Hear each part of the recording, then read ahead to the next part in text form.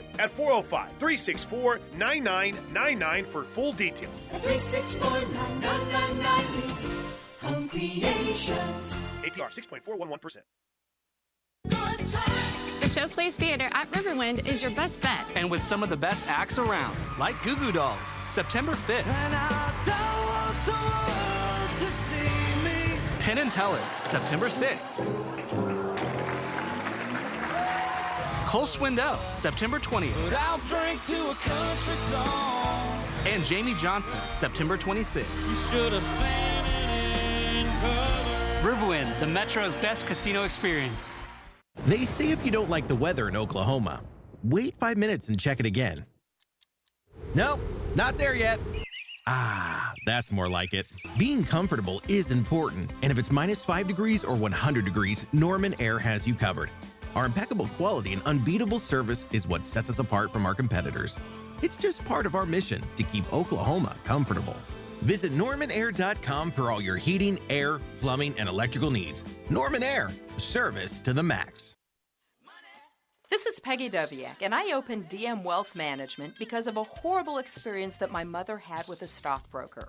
I wanted to give people an alternative, a place they could go to understand their money, to know why investment decisions were made the way they were, and to create a financial plan that would help them meet their goals. Most of all, I wanted to help them plan their prosperity. Call me at 405-329-8884 or dmwealth.com.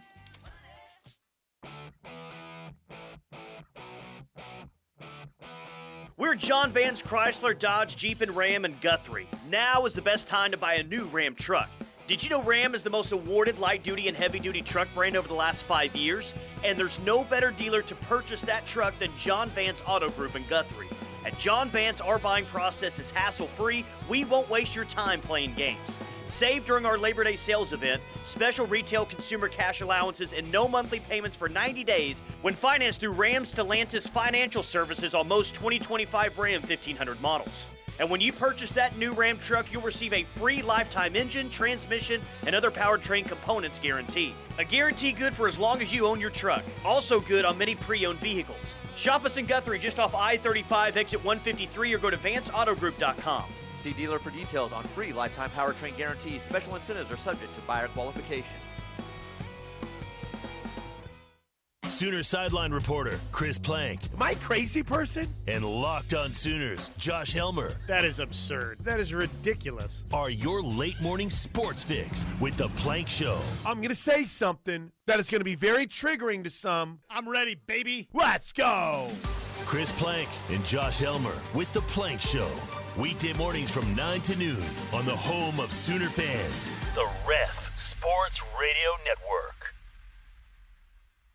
The Ref Radio Sports Network is powered statewide by the insurance adjusters at Brown O'Haver. Fire, wind, theft, or tornado, we can help. Call 405-735-5510. Live from the Buffalo Wild Wings Studios, it's time to get locked in to the best Sooner recruiting and football news with Tyler McComas and Parker Thune. You better lock it up. You better lock it up. No, you lock it up. You lock it up. Lock it up. Hit the guys up on the Riverwind Casino calling line at 405-329-9000. Text the show on the Knippelmeyer Chevrolet text line at 405-651-3439. Do it! Just do it! Now, with Locked In, here's Tyler McComas and Parker Thune. You know, there's a lot of different ways we can go with the lead today. We can talk about the concern level with the offensive line. We can talk about the prediction that's out there for Christian Jones and Andrew Babalola. Heck, we could even kind of review what Brent Venable said at the press conference today. But if there's a report out there that a guy named Booby Feaster is going to be visiting OU on Saturday, we are leading with the fact that 2027 wide receiver, one of the best in the 2027 class, Booby Feaster, Ethan Booby Feaster, is visiting Norman coming up on Saturday. OU just made the top 18 for Booby. Watch out. He could immediately be one of the greatest names in OU football history if he were to ever commit here, Parker. That is what's at stake with OU and Booby Feaster in the 27 class. I'm excited. And look, I don't think this kid's coming to Oklahoma. Let's be clear. He goes to DeSoto. My expectation is he winds up a Texas Longhorn. But Emmett Jones is getting him on campus. He's getting him a shot. And, hey, as we've seen in the past, sometimes all Emmett needs is a shot. Should we at least get the student section to get involved in this? I mean, we've gotten a "We want Caleb" before. Should we go ahead and do that with the student section and Booby Feaster? I don't know, just something to think about. But that's at least one visitor that will be in town this weekend. He's really good. He's a DeSoto kid. Probably right that assuming that when he commits in, probably more than 12 months or so, we'll see that he commits to Texas. But that's the early reports on what you have coming into town this weekend. A lot of recruiting to get to, more and more reactions from game one, and Tuesday is kind of the day that we start to look ahead to week 2 as well. But let's start with Elijah Melendez, who decommitted from Miami this weekend. 4-star backer, top 100 player. There seems to be a lot of confidence that the Auburn Tigers will be the ones ending up with Elijah Melendez, the top 100 player. OU still in this. But, what needs to happen for OU to feel really good about their chances with Elijah Melendez? He got to take a visit? Yeah, he's got to take a visit. It's as simple as that. Here. If he comes back around and spends a game day in Norman, America, Tyler, then you feel like you got a legit shot to sway the kid. If he doesn't make it to campus, you have to assume he's going to wind up at Auburn. That's really what it boils down to. If Elijah Melendez is going to end up in Oklahoma's class, he's going to have to get another look at campus and experience a game day for himself. Yeah, he'd be a nice one to have, man. And you take either Christian Jones or Elijah Melendez, I don't think that you're probably labeled as the favorites for either of those guys right now. But this is in some ways a little bit similar to the offensive line situation that we were talking about so long with the 25 class. It's if you can just get one of these guys, and it does not matter which one that you get, you'll be really happy with either one because they're both top 100 players. The problem is that Elijah Melendez and Auburn have really heated up, and then Christian Jones is back in Lincoln once again this week for that Nebraska-Colorado game, and he was in Lincoln for that Nebraska-UTEP game this past weekend. So if OU can just get one of those two linebackers, then you're really talking about a solid class at the linebacker spot.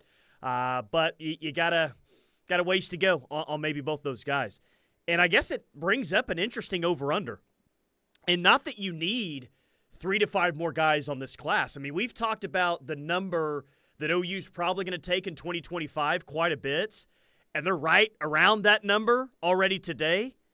But if I were to put an over-under on 1.5 for more scholarship commits that OU gets this cycle, 1.5 more additions, scholarship-wise, not preferred walk-on guys, would you take the over on that, or would you take the under on 1.5? I'm taking the under. I feel like 1.5 is the number, by the way. That is definitely the number. I mean, when it's got me thinking, that's how you know it's the right number. I would love to believe that they get Andrew Babalola and another linebacker, but as it stands, I don't know that I would pick Oklahoma right this second for Babalola. There's still optimism on the OU side. Nobody is still sure exactly what he's going to do or when he's going to do it, but OU still feels optimistic. And then, of course, you not only have Elijah Melendez in play, but you have Christian Jones in play at the linebacker spot. So I feel confident that Oklahoma is going to add somebody at some point to this 2025 class that isn't already in the boat. Can they add multiple guys? That, to me, is I could go either way on that one. And so I'm gonna take the cynical approach, and I'll say they only add one more. There's only one guy left in the 2025 class that I have future casted to Oklahoma, and that's Christian Jones. Now, admittedly, I think if Nebraska beats Colorado this weekend, I'd probably flip that future cast from Oklahoma to Nebraska. But until then, that's the one guy that at some point along the line I felt confident enough to say, yep, I think he winds up in the class. I've never quite gotten there with Babalola, certainly not there with Elijah Melendez, and I guess the other guy that's in the mix, technically speaking, would be Austin Pay, the 4-star offensive lineman from Utah. Well, there's a couple of predictions out, not like future cast or crystal balls or anything, but Rivals had a story out yesterday that we just had so much content that I wasn't able to get to it, so I saved it for today. Rivals has predictions on some prospects in the Midwest. For Babalola, the 4-star offensive lineman, number 62 nationally out of Overland Park. Things have been pretty quiet lately on Babalola's recruitment, says Rivals. 4-star offensive tackle out of Kansas took summer official visits to OU, Stanford, Michigan, Auburn, and Mizzou. Each program has expressed confidence at various parts of the recruitment. As we come down to the wire on the commitment, I still believe Michigan's combination of academics and high-level football will lead him to its recruiting class relatively soon. Prediction, Michigan for Rivals. It's interesting because folks on the Michigan side are not sure at all. Like, their confidence, if anything, has diminished in recent days. So it really feels like a total enigma right now.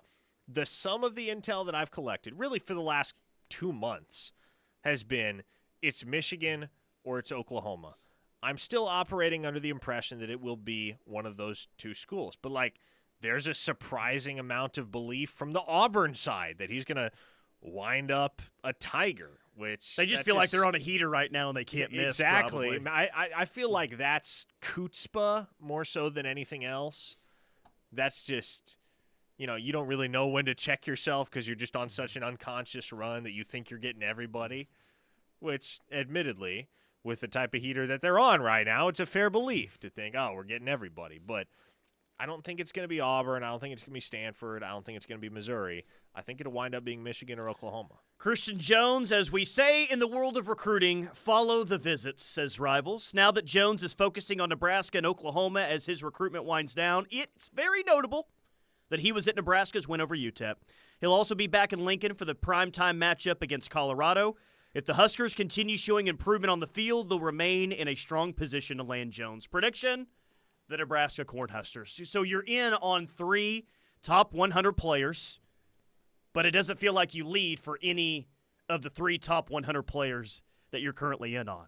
So forget what I said about just Christian Jones and Elijah Melendez. Throw Babalola into that mix as well. If you could just go 1 for 3 on these 3 guys right here, and I don't think it matters which one, I think that you would call that a major win. Just go get one of those 3, and I think that you're even happier than what you are now with this class. Any of the 3, it doesn't matter. You may have your preferences on to which one you'd rather have, but any of those 3 would be very, very quality additions. The Waffler just says not coming to OU on the Knippelmeyer Chevrolet text line. So count Waffler down. I think he's talking about Christian Jones there is not coming to OU. 405 says, I thought Babalola was a Stanford lane. At one point he was. Then it seems he and the folks in his circle came to the realization that Stanford sucks at football. Did you see the crowd they had on hand for their home opener this past week? I saw they played TCU close. We were doing the post-game show, but there were tens of fans in attendance. There were 10 nerds there for the Stanford game. Is that what it was? Boy, they don't got a half bad stadium either. The Farm, I believe, is the nickname for that stadium. Is that really what they call it? The Farm? Man. I mean, there was nobody in attendance. Absolutely nobody. It looked like a high school game was being played at an NFL stadium. Condoleezza Rice wasn't even there. Andrew Luck wasn't even there. I mean, that's what got Babalola all excited about Stanford in the first place, apparently, is Condoleezza Rice and Andrew Luck. That doesn't sound like they even made it. By the way, don't Parker and I just look fantastic today? I mean, look at us. I've got the blue polo on. Parker's got the red polo on. And they both have the logo of Van Hoos Fence, vhfence.com. They came out to my house about a year ago. Yeah. Put an awesome fence in the backyard. It's still standing strong. A lot of people in the neighborhood say that it's the best fence in the neighborhood. vhfence.com. And I got a feeling you and I are going to be wearing these polos. People on YouTube Live can see us. KREF Sports, go subscribe to us there. I think people are going to see us in these polos quite a bit. Really? Which bears the question. How many days in a row can we wear these polos responsibly without washing them? Yeah, no, that's a good question. Because we'll just wear them 1 hour a day. I don't plan on sweating in here unless there's a big recruiting decision coming up that day. Yeah, well, my thing is, do we have laundry facilities here at the station? When we get done with the show, do I just take the polo off and put my regular shirt back on? Yes. Or do I have to take this home with me? I think the instructions were just to leave them here. Oh, okay. Like it's a locker room or something. I'll leave them here. Makes it easier on me. Think we can get somebody like hand wash him and then put him outside, just hang him up outside, and we roll in right before the show on a clothesline to pick him up? Yeah, vhfence.com. Go check them out if you're in the market for a new fence. They do a fantastic job. So I guess if you're an OU fan, though it may be difficult, root for Colorado this weekend, though your boy Matt Rule is saying to Nebraska fans, hey, let's be Nebraska nice, but let's wait until Sunday. He's giving Nebraska fans, he's telling them, let's be Nebraska nice, but let's wait until Sunday to do so. So he's saying, like, let's crank it up on Saturday night, huh? Let's have a hostile environment. We don't have to be so Nebraska nice to these Colorado fans that are usually a bunch of big jerks in Boulder.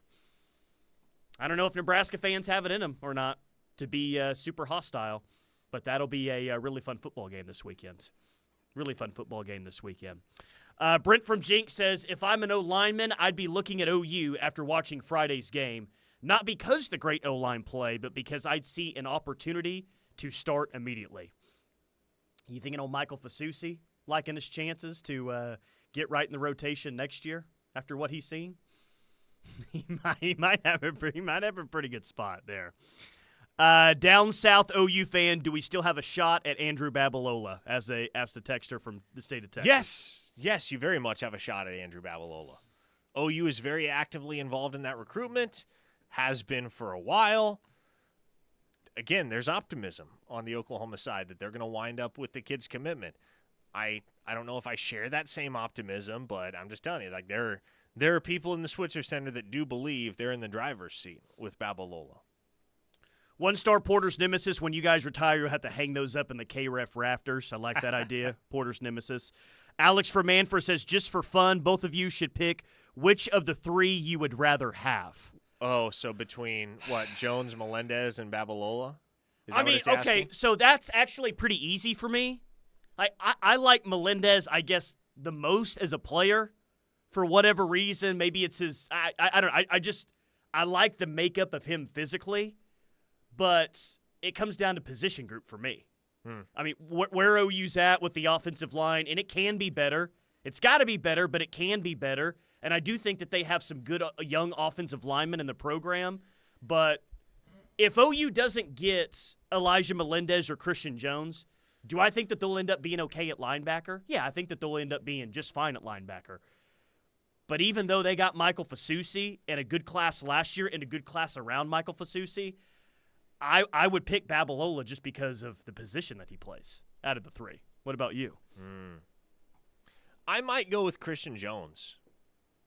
Nebraska bias there? Well, it probably – Nebraska yes, nice? Nebraska bias is probably part of it. But one of the things that I've heard – and this is something that I've heard from the Nebraska side, people talking about Christian Jones is, Oklahoma makes a ton of sense for Christian Jones because he bears a lot of resemblance to a young Danny Stutzman. Woo, and boy. Obviously, white linebackers, but I think the comparison goes a little bit deeper because, like Stutzman, Christian Jones is very much a hair on fire, run around and hit type of dude, and as you get him in a collegiate program and start to hone the instinct and the execution of his assignment and just the ability to flow more naturally to the football, and just get him more cognitively familiar with everything that comes with playing the linebacker position at the collegiate level, his ceiling becomes really, really, really high. And I also think he's probably a better culture fit for Oklahoma than Elijah Melendez, and that's a sentiment that's been echoed by a few different sources I've talked to. So all in all, I think because this is already such a strong offensive line class and because Babalola is a project that is going to need probably at least 2 years before he's ready to see the field on a consistent basis, I would lean Christian Jones out of the three. 405-651-3439 is the Knippelmeyer Chevrolet text line. We'll get to text. We'll get to YouTube comments. I think I have the best single thing that came out of Friday's football game. And, some recruiting as well. Keep it locked on the ref. We're the home of Sooner fans. Sooner fans, show your Sooner pride.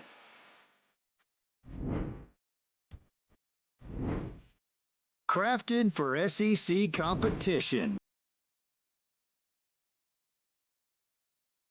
You fan should own a piece of Sooner magic. Made in America, like it should be. Get your official on-field OU football today. Hey Sooner Nation, join me Mondays at 7:45 a.m. and Thursdays at 4:45 p.m. exclusively on the Ref. Download the KREF app to listen from anywhere. Are you? Shop our selection of tees, polos, and hats that have the SEC logo on them. And even my new book, Put the Ponies in the Barn. Locally owned for more than 45 years, Balfour of Norman on Campus Corner is OU fans' go-to shop for Sooner gear. Not only will you find all the newest t-shirt designs, but also great polos, women's fashion tops, shorts, and even things for the youngest Sooner fan, starting at newborn and going through youth sizes. When it comes to hats, Balfour probably has the largest selection anywhere. They also have everything you need for tailgating and watch parties, from drinkware and serving pieces to barbecue tools and accessories. Make sure you have plenty of OU paper plates and napkins on hand, too. If it says OU, you will probably find it at Balfour. Come see us on the corner for all the newest gear or shop online at crimsonproud.com, where you will find everything Sooner. A special life deserves a fitting farewell. At Primrose Funeral Service, we have been compassionately serving families for over 80 years. Even if it's a long way off, when a future event is important, like a wedding or going to college, we plan for it. Planning for our own life celebration is no different. With pre-planning, Primrose can help eliminate the difficult decisions at a difficult time, because nobody should plan for a loss at the same time they're experiencing one. Contact Primrose Funeral Service at 405-321-6000 or visit online at primrosefuneralservice.com. Hey, wouldn't it be great if life came with a remote control? You know, you could hit pause when you needed to, or hit rewind, like that time you knocked down that wasp's nest. Uh-oh. Well, life doesn't always give you time to change the outcome, but prediabetes does. With early diagnosis and a few healthy changes, you can stop prediabetes before it leads to type 2 diabetes. To learn your risk, take the 1-minute test today at doihaveprediabetes.org. Brought to you by the Ad Council and its prediabetes awareness partners. When the game is on the line, you need a team that you can count on. When injuries occur, you can count on the one team that knows sports medicine. Norman Regional's Ortho Central is your premier team of orthopedic specialists. With 5 highly trained orthopedic surgeons, 3 fellowship-trained sports medicine physicians, and locations in Norman, Newcastle, and Midwest City, we'll work hard to get you back in the game. Ortho Central, #1 in sports medicine and orthopedic care. Call 405-360-6764 and schedule an appointment today. Impact of a meal goes well beyond feeding our bodies, because feeling full can sound like this. How did the interview go? I did it! I got the job! I can't believe it! And like this. Mom, I got first place at the science fair with my volcano project. That's amazing, sweetie. Congratulations. Because when people are fed, futures are nourished, and everyone deserves to live a full life. Join the movement to end hunger at feedingamerica.org/actnow. Brought to you by Feeding America and the Ad Council. Where are you going to golf this fall? Toby Rowland here for the Trails Golf Club in Norman. When you join the Trails, it gives you the opportunity for you and your family to spend quality time together. From the great golf, pool in the summer, and great holiday events, plus one of the best restaurants in Norman. Join now and play golf on an 18-hole championship golf course. That's perfect for the entire family. Contact Zane Alexander today at 405-364-3790 or visit trailsgolf.com.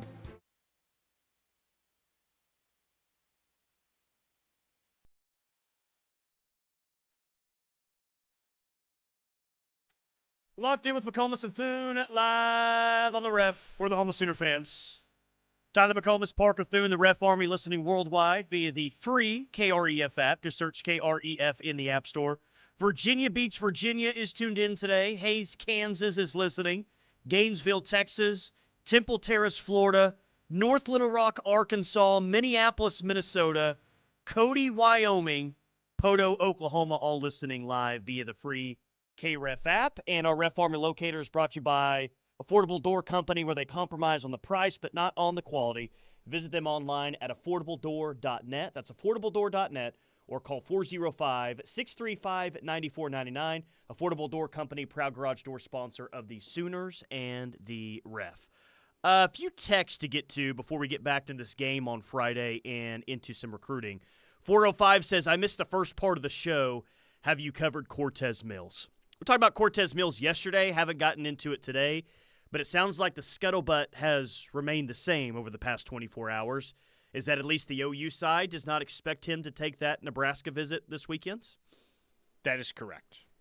The expectation is that Cortez Mills is going to cancel that visit because Oklahoma had some conversations with him and basically made him realize, hey, look, we want you to be committed here, and if you're going to take other visits, that's cool, but just understand we no longer regard you as committed, and we will reopen our pursuit of other wide receivers as such if you want to take these visits. So from everything I've been told, Cortez was receptive to that, and it doesn't look like he's going to be making that visit. We got a couple of texts on that, on this particular thing with Cortez Mills during the show yesterday and even during the rush. It's, if Cortez Mills does end up decommitting, does OU circle back around with Jaden Nickens? And I believe that the answer to that is no. I mean, the reason that went south to begin with, Jaden Nickens wants to play both football and basketball. Yep. Good luck in his pursuit of doing both. He's actually playing out in the state of California this year. He's not even in the state of Oklahoma. So I would put that at an extremely low percentage that if OU and Cortez Mills, for whatever reason, were to go their opposite ways, and I'm not even saying that that's likely, I'm just bringing up the possibility. A lot of you questioned or had questions about Jaden Nickens. I wouldn't concern yourself with that too much. I don't think Jaden Nickens is a guy Oklahoma would re-engage with. Yeah. Now, I think if there was a guy they would re-engage with in the 2025 cycle, it'd probably be Andrew Marsh that would get the first call.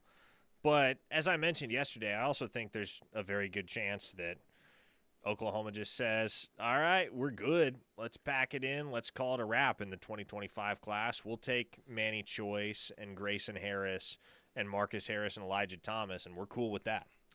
Roger in L.A. checks in from Warsaw, Poland. And, Roger, thank you for doing that because I was thinking about you on Saturday morning. I'm like, we just did a 2-hour postgame show on Friday night, and we didn't get to hear from Roger. So I wondered if you were out of the country, and you just confirmed that you are. So not sure what's going on with you, Roger, but just we're thinking about you. Best wishes out there, and hope to hear you on a postgame show very, very soon. Okay, Marietta Sooner says, hey, that's me in Gainesville. I'm driving home. What's up, Marietta Sooner? 918 says, okay, Parker, you talked me into Christian Jones. I was leaning towards Melendez of those three, but that's a sound argument. Guess I am back to rooting for Colorado again. My apologies to that 918 listener. It doesn't seem like you're too enthused to root for Coach Prime, but it's a sacrifice you'll have to make. Keep in mind, Colorado started 3-0 last year, right? And they went 4-8 anyway. So even if Colorado wins against Nebraska this Saturday, that doesn't mean that they are even going to a bowl game. Eric in Dallas, I was having this exact conversation. Ooh, interesting. Having this exact conversation with somebody the other day. Do you think Bryant Wesco is having second thoughts about his choice to go to Clemson? Boy, scoring 3 points. I sure would be, Tyler. That is total offensive dysfunction, and has been for a while, too. Like, it's not as if this is a new phenomenon where, whoa, all of a sudden Clemson has major offensive issues. They've had major offensive issues. And they got Muleshoe Jr., who was the hottest offensive coordinator on the market coming out of that 2022 season, and nobody's talking about him. It's as if he fell off the face of the earth. Because it's almost like, oh, yeah, Garrett Riley's there. Muleshoe Jr., that's right. Uh-huh. They have not done much offensively, really anything since he's gotten there. Look, I said it at the time. It is all the more true today. The 2020 TCU Horned Frogs are much akin to the 2015 Carolina Panthers. In that, if you look back at that 2015 season for the Panthers, they wound up losing to the Broncos in the Super Bowl that year. But they went 15-1 that year. But you could replay that season 100, nay, 1,000 times over, and they never win 15 of 16 games in the regular season again. Like, there were so many things that went their way, so many fortunate bounces and occurrences over the course of that season, and it wasn't that hard to look at that 2022 TCU team and conclude, okay, yeah, they're good. Like, they're not scrubs, but that's probably not a team that should be playing for the national championship. All of those suspicions were confirmed when Georgia just utterly immolated them. No, you give them credit. They beat a good Michigan team. They that did year. beat a good Michigan team. Again, they also had to rush on the field for that final game-winning field goal against Baylor in Waco that season. Exactly. Remember So that's what I'm play? saying. 2022 TCU fooled so many people in so many different ways. They were a big favorite in the Super Bowl that year. Von Miller had other ideas, though, on Cam Newton. Oh, you're talking about the Panthers? Yeah, back to the Panthers, sorry. Yeah, it's just a subject that I'm passionate about, the 2015 Carolina Panthers. I hope you'll understand. Cam had an awesome year that year, but didn't end in the Super Bowl. Okay, YouTube comments are flying. Boy, we've already got score predictions on here. Cherokee Sooners says OU 56, Houston 10. Tommy Gallegos has OU 69-0. Gunny has OU 63, Houston 0. We have some covers in the YouTube chats going on right now. I think OU's a 29.5-point favorite currently over Houston. Maybe it's 30 in some spots. Joe Lerner says Nebraska should boat race Colorado. Las Vegas Sooner finalizing trip back home for next weekend, Parents Weekend. Hope to see the K-Ref crew this time around. Yeah, you better Las Vegas Sooner. Come on, man. What's going on? Do you have a thought there on those score predictions for the Houston game? Yeah, I was just going to say, I would caution against the expectation that, UNLV beat Houston by 20. OU's going to beat them by 60. I still think Oklahoma wins that game quite handily. But, a 38-10 win is just as impressive. Well, maybe impressive isn't the right word. But, how big is the difference realistically between a 38-10 win and a 55-7 win? The margin of victory is much higher, but as long as Oklahoma controls the game throughout and never really gives Houston a puncher's chance, does it really matter what the final score is? No, and that's why I haven't even convinced myself that OU covers this one yet. Again, I think they win by 3-4 possessions easily, but it's not as simple as, UNLV beat them by 20, OU will beat them by 60, because everybody's figuring stuff out early in the season. Everybody is. Just because Houston laid an egg last week doesn't mean they'll lay an egg this week. They may show up and they may show some fight. That's still a Willie Fritz team. I need them to do four things. I do need them to cover the 29.5 because take them in the Ref Royal Rumble as the lock. Oh, yeah. Come on, let's go ahead and a lot cover of that 29.5, boys. So I need them to do that. I need them to run block better. I need them to pass block better. And I need them to be better than 1 of frickin' 12 on third down on Saturday nights. Are those 4 unrealistic expectations by me? Run block better, pass block better, be better on third down, and cover the 29.5-point spread. I don't ask for much, but I am asking for those 4 things on Saturday. So I hope my prayers are answered. 6:45 on the SEC Network. Roger in Warsaw says, just asking, why does it take Bill Bedenbaugh 3 to 4 games into the season every year to figure out the right pieces for the offensive line? I wonder what he is not seeing throughout the offseason and summer camp. Working here in Poland, I will tough it out and call in after the Houston game. Why do you think it takes Bedenbaugh 3 to 4 games into the season every year to figure it out? Well, because, as I just said, everybody's figuring stuff out. That's why you play non-conference games at the beginning of the year, because you want to give your coaching staff and your roster some runway to get all the kinks worked out. And I would remind you that Oklahoma, if you want to talk about the first 3-4 games being unstable for Oklahoma up front, that's fine. But I would remind you that Oklahoma hasn't lost one of their first 4 games of the season since 2020. And if you go back further than that, that is the only year in the post-Bob Stoops era that they've lost one of their first 4 games of the season. Yeah, I guess 2016 would have been the year before. Yeah, and 2020, they had larger issues than the offensive line. That team had some glaring deficiencies early in the season, and they got them figured out. And by the end of the season, guess what? Even though 2020 stands as the counterexample to everything I just laid out, by the end of 2020, Oklahoma was quite objectively playing football that was on par with anybody in the country. So, again, Bedenbaugh is still figuring stuff out just as much so as anybody else through the first 3-4 games of a season. That's what it boils down to. Gunny says, should Michael Hawkins be the starter since he converted a third down? He looked great on the speed option. Not surprising. Looked really athletic. look good. Tell me if I can convince you of this. Okay. The single best thing that came out of Friday's game. Look, Taylor Tatum was awesome, yeah, but you could kind of see that was going to be the case in a game like this. Deion Burks was incredible. Not all that surprising. The defense was smothering. That doesn't surprise me either. But what did surprise me is the fact that Tyler Keltner was perfect on the day. 3 for 3, hit a 50-yarder, hit a 42-yarder. He was the SEC Special Teams Player of the Week. Now, why that's really important is because for the first time in a long time, we're actually happy with what's happened at kicker. And I don't know, maybe having a week like that really raises the overall confidence level of this special teams group and Tyler Keltner overall, which is what they needed more than anything. Like, I'm going to guess that there's enough talent at kicker to be good, to be pretty good this year. But maybe more than anything, what they needed is something good to happen. Just some confidence here moving forward. Maybe the best thing that came out of Friday is OU wasn't just good on special teams. They were excellent on special teams for the first time in a while. And hopefully that gives the group the confidence moving forward to start off what is a really, really good 2024 season. And I'm glad you brought up confidence because so much of kicking is mental. And you saw this with Gabe Burkich, right?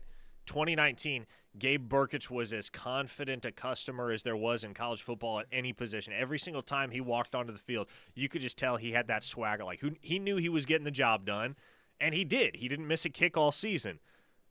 But then in 2020, one miss in the rain against Iowa State turns into a miss the following week against TCU, and then a miss in the Texas game, and things snowball out of control. And that's just kind of how it goes for kickers. If they are confident, if they're really feeling themselves, if they're self-assured, then odds are they're going to hit their kicks. If something happens along the way to throw a wrench in their mental calculus, if you will, then things can spiral out of control very quickly. Tyler Keltner, I will remind you all, is still a 76% career kicker. So, yes, it was a strong debut on him on Friday. Strong debut for him on Friday, and I'm not saying he regresses to the mean necessarily, but what I am saying is confidence early in the season is exactly what you need that guy to have if you want him to have a career year at the University of Oklahoma. And he needs to have a career year because if he hits 76% of his kicks this year, Tyler, folks are going to get more than a little antsy. They'll take him to task for that. I'm not a guy that likes to cancel people, but if there is a business out there that serves burritos and they think that they have this great idea to have Tyler Keltner come out and kick a burrito this year, I will cancel them and I will cancel their business. Let's learn from our mistakes this time. I don't want Tyler Keltner kicking a burrito. I don't want him kicking any sort of food item this year for NIL purposes. We need to let him know that that is a big no-no. That is not okay. I think he understands. Let's hope that he understands. No more kicking food items or anything else. Jeez. By the way, Jim in Arlington wants me to ask you, this is from the YouTube chat, if, what did it say? Ask Parker if we are in the battle for anyone with Florida State. Well, if you look through the list of Florida State commits right now, there's one name you'll recognize. It'd be 4-star tight end Chase Lofton. Yeah. From Omaha, Nebraska. And OU kind of peeled off that recruitment back in, April, May?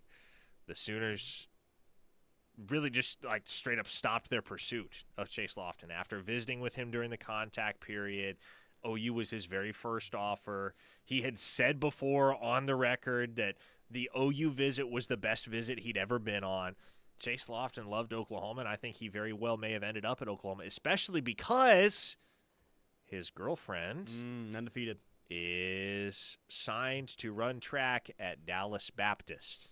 Now, I know OU isn't necessarily right down the street from Dallas Baptist, but if you look at the other schools that Chase Lofton was heavily considering, Oklahoma's a lot closer in proximity, about 2.5 hours down to DBU, than any other program that was involved for Chase Lofton. So if they wanted to get back involved there, I feel very confident that they could make something happen with how bad Florida State has been through these first 2 weeks, but there would have to be interest there, and I don't know whether there would be interest to begin with, seeing as how they backed out of the recruitment the first time around. Good point, Alex from Manford. Kick a burrito. Hell, I'm thinking stay the hell away from burritos, period.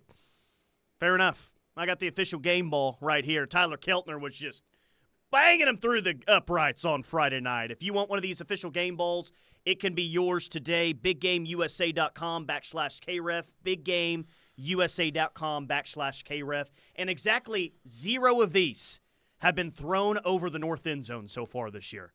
Let's see how many games OU can go without the fans having to throw an opponent's football over the north end zone this year. Very nice. 405-651-3439. Knippelmeyer Chevrolet text line. We'll talk about what everyone's concern level is with the offensive line right now and get back into recruiting as well right here on the Ref. Sooner fans, show your Sooner pride.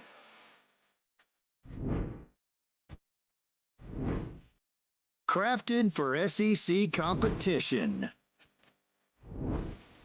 Every OU fan should own a piece of Sooner Magic. Made in America, like it should be. Get your official on-field OU football today. Hey, Sooner Nation, join me Mondays at 7:45 a.m. and Thursdays at 4:45 p.m. exclusively on the Ref. Download the KREF app to listen from anywhere. Golf cart raffle. Tell all your friends and make it the largest fish bowl ever. Life can be complicated, but saving money shouldn't be. At OU Federal Credit Union, they make saving simple and stress-free. The best part? They have no hidden fees. Joining OUFCU means you're in control of your financial future. Whether it's a rainy day fund or saving for that dream vacation, they've got you covered. Visit OUFCU.com or come by one of their branches today. OU Federal Credit Union, where savings is simple and dreams come true. Member savings insured up to $250,000 by the NCUA. Hey, wouldn't it be great if life came with a remote control? You know, you could hit pause when you needed to, or hit rewind, like that time you knocked down that wasp's nest. Uh-oh. Well, life doesn't always give you time to change the outcome, but prediabetes does. With early diagnosis and a few healthy changes, you can stop prediabetes before it leads to type 2 diabetes. To learn your risk, take the 1-minute test today at doihaveprediabetes.org. Brought to you by the Ad Council and its prediabetes awareness partners. Hey drivers, it's Ryan Blaney, your 2023 NASCAR Cup Series champion and driver of the number 12 Discount Tire Ford Mustang. Do you know one of the most important things that helps keep my car going on the track? Tire pressure. Keeping your tires properly inflated is crucial for safe stopping power and better gas mileage. Check your tire pressure at least once a month or stop by a local tire retailer for an air check. A message from the U.S. Tire Manufacturers Association. Once upon a time, our family had trouble with pests around our home. Did you know that stinging insects send tons of people to the hospital? And teeny ticks and mosquitoes can be all around the yard. Their bites can make people and their pets sick. Mice, rats, and roaches need food and water just like us. You do not want them to visit. They can spread disease and make it hard to breathe. I'm sure glad this story has a happy ending. Learn how to protect your family at pestworld.org. A public service message from the National Pest Management Association. Matthew. Huh? Oh, sorry. It's okay. I just need you to listen to me. I know that a lot of times, Mom, it might not seem like I'm listening to you, but I am. I hear you. And what you say really does matter to me. I mean, let's be honest. No kid likes rules, but I get why we have them. I hear you, and I know it's because you care. For more information about talking with your kids about underage use of alcohol and other drugs, visit underagedrinking.samhsa.gov. Are you tired of overpaying for insurance? Make the switch today and put more money back in your pocket. Right Way Insurance offers unbeatable rates and exclusive discounts. Don't settle for high premiums. Contact Right Way Insurance at 405-607-6014 and start saving on the coverage you need. Affordable protection is just a phone call away with Right Way Insurance. That's Right Way Insurance, your trusted partner at 405-607-6014. Smokey the Bear. Then you know why Smokey tells you when he sees you passing through. Remember, please be careful, it's the least that you can do. Don't play with matches, don't play with fire. After 80 years of learning his wildfire prevention tips, Smokey Bear lives within us all. Learn more at smokeybear.com, and remember, Only you can prevent wildfires. Brought to you by the USDA Forest Service, your state forester, and the Ad Council.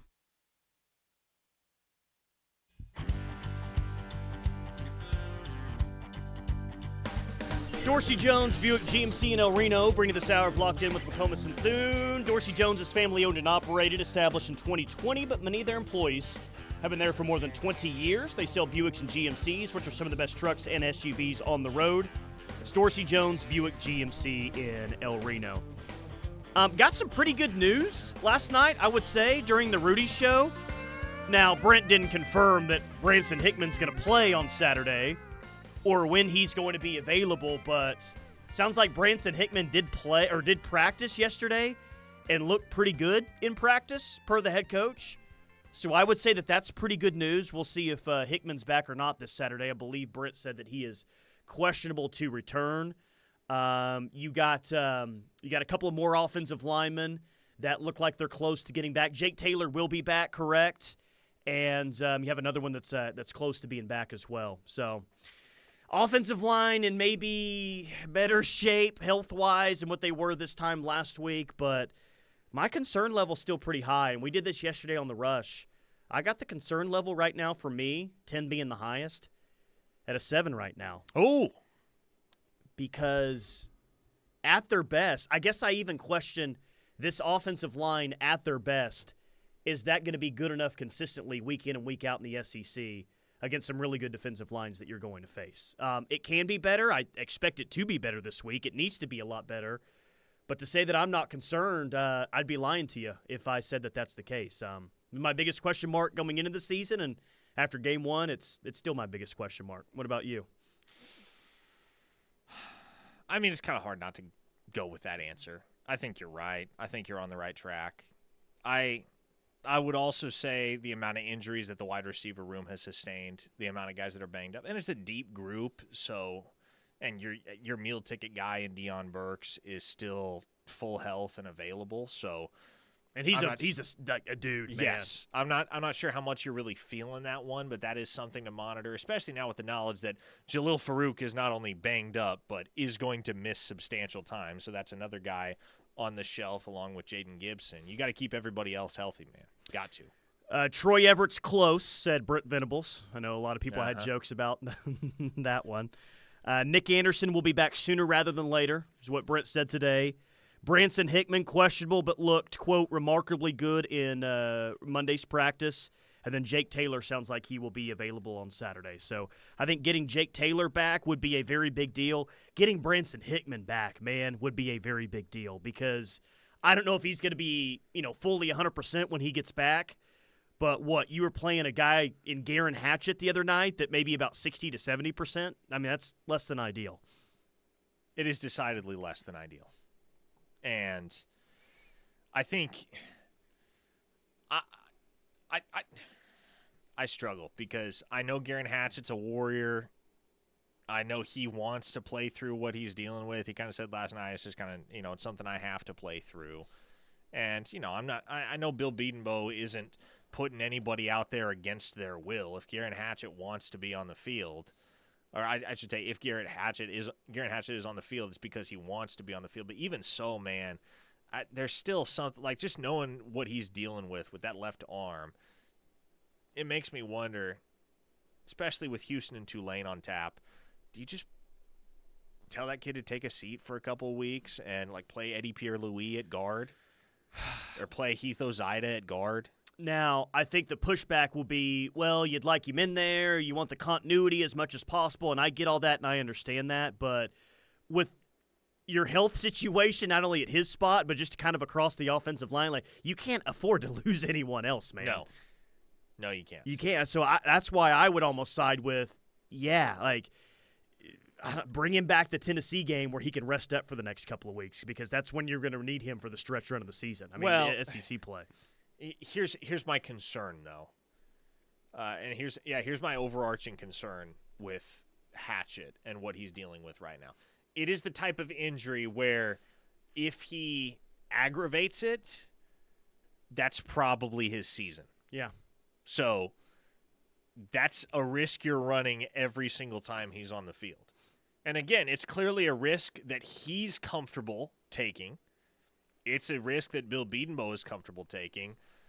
That still doesn't make it easier for the fans to swallow, right? Knowing that you're potentially one snap away from having one more experienced dude up front on the shelf in the long term. 731, State of Tennessee on the Knippelmeyer Chevrolet text line. My main concern is, will things along the offensive line be figured out before the Tennessee game or even Auburn? Cannot control sudden or lingering injuries, and I know we have to trust the coaches. But surely there's a better alternative than what was out there last Friday night. I think there's a better alternative than what was out there on Friday nights, and I think that you're going to see that this weekend. Now, a lot of people would say that getting Spencer Brown off the field and off the field as a starter is immediately a better alternative. And I think with Jake Taylor being back, it sounds like he's going to be back and in the rotation. I think that your offensive line is going to be upgraded from what it was this past week. I expect it to play better. And maybe that's me just hoping and wishing that that's the case more than anything. But it's not going to be a very high bar to be better on the offensive line than you were this past week. No. I got to think that there's enough urgency. Like There's got a ton of urgency there this week. If Spencer Brown is not playing, you're automatically better. We know that much. It's a step up from what it was last week. No question about it. Yeah, I agree with that. My main concern, too, is because Tennessee's going to have a good defensive line. Auburn's going to have a solid defense as well. And I know they did some things offensively against Alabama A&M on Saturday. But Auburn's going to have a solid defense and some good players. You're going to have to get it figured out before those 2 games, man. Before your first 3 games, dude, in the SEC. Oh, boy. I knew we were going to get a text like this. A 918 listener asked, what happened to Brooks? Thought he was the next great one. He's a true freshman. He is a true freshman.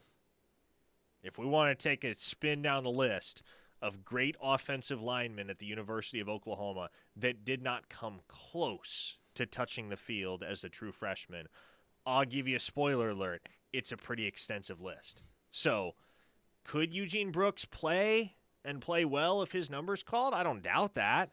But I don't think anyone should have had the expectation that Eugene Brooks as a true freshman was going to see the field in an extended role for Oklahoma. I still think it's different because there's not another freshman offensive line starting right now. But it's almost was the conversation last week with David Stone. Well, I thought David Stone was supposed to be great. Why isn't he starting day one as a true freshman? Jaden Jackson is, so it's a little bit different. But yeah, he's still a freshman, man. Just like David Stone, I still think that the ceiling for him is very, very high moving forward. He's just a true freshman. It might take a little bit of time for him. One-star Porter's nemesis says, Spencer Brown should go kick a burrito. Maybe it will work in reverse and make him talented. Very nice. Shonky Chuck asks, Sexton got moved from his best spot, right? As long as Hickman can be healthy, he solidifies the line. I agree. I think a healthy Branson Hickman, I don't know that he solves all of your problems up front, but the problems that you saw on Friday only manifested after Branson Hickman left the game. So, yes, I think getting Branson Hickman back to full health will go a long way towards solidifying the picture on the O-line. But I also agree that Jacob Sexton needs to be playing where Jacob Sexton is best. And where Jacob Sexton is best is left tackle. Yeah, how much time was left in the first quarter when OU scored a second touchdown? I'm going through the game log right now. There was 8 minutes left, 8 minutes and 7 seconds left in the first quarter, and OU's up 14-0. At that point, I'm thinking, and probably everybody else is thinking, geez, they go right down the field and score on these first 2 drives. This is an easy cover and maybe a 70-0 win over Temple. Then the offense kind of slowed down significantly, but it slowed down quite a bit after those first 2 drives. But like you're saying, that kind of coincides with around the same time that Branson Hickman went down at center. I don't know if those things are immediately linked, but I think that there's got to be some effect to that. Oh, for sure. They are most certainly linked. And again, I don't have this expectation that Branson Hickman shows up and waves his magic wand and all of Oklahoma's problems on the O-line suddenly disappear. But I do think having a dude at the center spot that you don't have to shuffle the lineup elsewhere in order to account for the loss of. Like, if you can plug Branson Hickman back in where you know you have a rock-solid option alongside Fabechi Weewu, who was solid at right guard, and you can keep Sexton at left tackle, and then you get Jake Taylor back healthy again, which Brent Venables again confirmed this morning that he's going to play this weekend. At that point, the only question mark is left guard. Who plays left guard? Is it Garen Hatchett with one arm? Is it Michael Tarquin? Is it Heath Ozada? I don't really know. Like, that's something you got to figure out. But having one question mark on the offensive line is far superior to having multiple question marks along the offensive line. Quick look at the 2025 recruiting rankings via Rivals. 7 of the top 8 are SEC schools. Ohio State got the number 1 class. Probably going to finish that way if I were to guess today. Bama's at number 2, LSU's at 3, Georgia's at 4, Auburn's at 5, Tennessee is at 6, OU is at 7, Texas at 8, Notre Dame at 9, and Miami at 10. So we knew that this is going to be the case. Like, I don't know if this surprises anyone, but OU is a top 8 class right now. We talk all the time. We are, I think most of us, if not all of us, very happy with where OU's at in the 2025 class. 23 commits. You get the 5-star that you had to have, 17 4-stars. Top to bottom, it's a very good class. It's in the top 8. And yet there's 1, 2, 3, 4, 5 SEC schools in front of you, even though you have the number 7 overall class. Man, dude, this conference, they've ran it for a long time in recruiting, and I don't feel like that's slowing down anytime soon. Indecisive Sooner asks, did y'all fix the text line? If so, please answer me when I ask. How is Spencer Brown on scholarship? Did anyone take more arrows than Spencer Brown coming out of that game? No one I don't has think taken so. more flack than Spencer Brown. And look, again, I like after watching Spencer Brown on Friday night, I frankly don't know how that guy made 25 starts in the Big Ten. It doesn't add up. Now, to be fair, I think we heard some similar things coming out of spring ball. I remember saying, "Oh yes," like if you watch the spring game, coming out of if it. you watch the spring game, it was very clear. Okay, this guy is not as advertised, and then that was only further confirmed Friday night. What if in the starting lineups that they do on the offensive line, Spencer Brown? You think he's going to get a cheer from the home fans there? I wonder what's going to happen. May not be good if that's the case. I like to think it'll be the type of pin drop environment that it was most of the evening last night in Tallahassee. Oh, my gosh. Are they not a bad football team? I mean, DJU, it's not gone well. Not gone well in Tallahassee. They are 0-2. We'll see if they even win 6 games and make a bowl game this year because they are the big loser of college football season thus far. Florida State cannot figure it out offensively. Hey, we got former Sooner Jonathan Jackson joining us in about 11 minutes. Apparently, Jackson Arnold is going on with Feinbaum today at 3:30. Yeah. That ought to be interesting, huh? Text line was letting me know about that during the break. But as always, we appreciate the interaction. 3 hours of college football talk coming your way next right here on The Ref.